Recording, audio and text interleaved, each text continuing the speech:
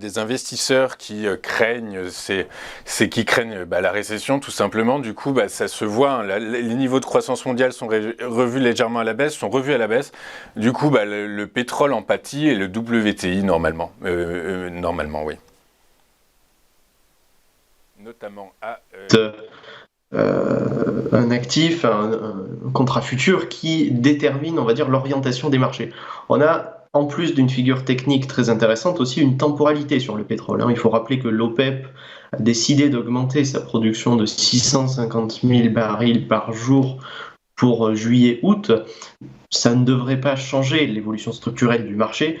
Il faut rappeler que le WTI, c'est le pétrole américain, finalement, le prix du pétrole américain, mais qui est plutôt indexé sur aussi forcément le prix mondial du pétrole.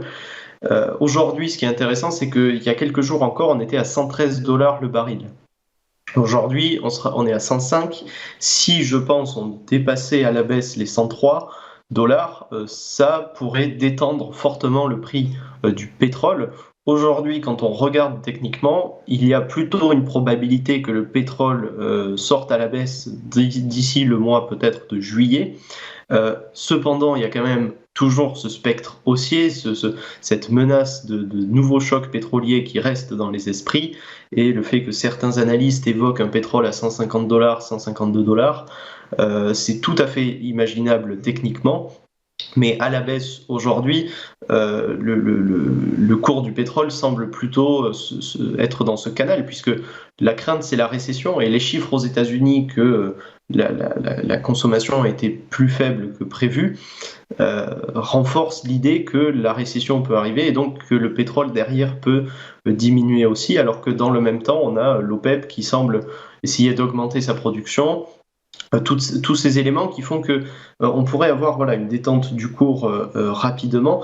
À la baisse, les principaux supports ils sont à 90 $, qui correspondent à peu près au niveau d'avant la guerre, suivi de 85 et 70 $. Tandis qu'à la hausse, justement, on a le seuil des 130 $, qui est un seuil important, et puis le seuil des 150 $. Mais déjà, si on ne retrouve pas les 113, 115 $ rapidement sur le pétrole, ça peut être un signe que, effectivement, on commence à avoir une figure dans laquelle les investisseurs se disent voilà, la récession peut arriver, et donc le pétrole derrière pourra effectivement diminuer, même si certains pays, on l'a dit, comme les Émirats, se disent à leur capacité maximale de production.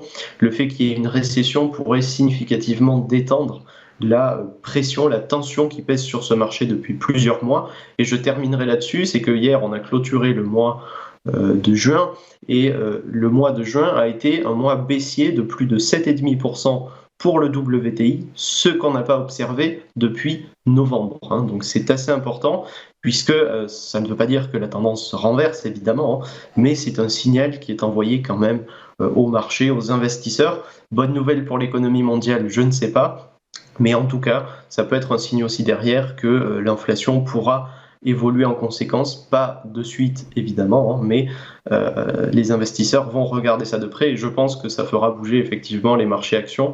En tout cas, on aura la réponse de la sortie de ces figures techniques peut-être dans le courant du mois de juillet également. Je terminerai donc là-dessus et insister sur le fait que les investisseurs, à mon avis, seront très vigilants à l'évolution du cours du pétrole.